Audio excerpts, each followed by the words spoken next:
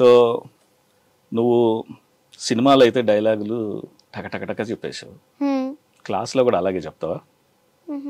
ఏ ఇవి గుర్తున్నాయి కదా? అవును, కానీ నేను చదవను. చదవవా? అటైతే ఒక పని చేయాలి.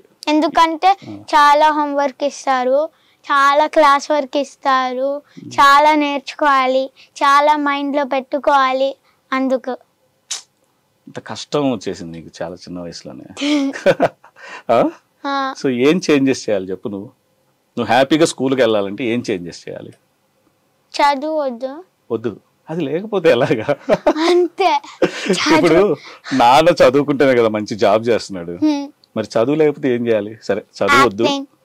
ఓ, ప్రతి ఒక్కరికి ఒక యాక్టింగ్ స్కూల్ పెట్టేస్తే సరిపోద్దా? ఓకే, చదువు వద్దు ఒకటి. నెక్స్ట్ అంతే, చదువు ఒకటి లేకపోతే స్కూల్కి వెళ్ళిపోవచ్చు. సరే చెప్దాం మనం. దాని తర్వాత చదువు వద్దు అని కాదు,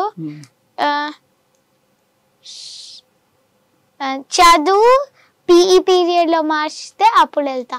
ఓకే, అయితే పని చేద్దాం. డైరెక్టర్ అంకుల్ ఉన్నాడు కదా, తన్నే టీచర్ గా పెట్టేద్దాం కొన్ని రోజులు. ఓకే, నువ్వు చదువుకున్న రోజులు.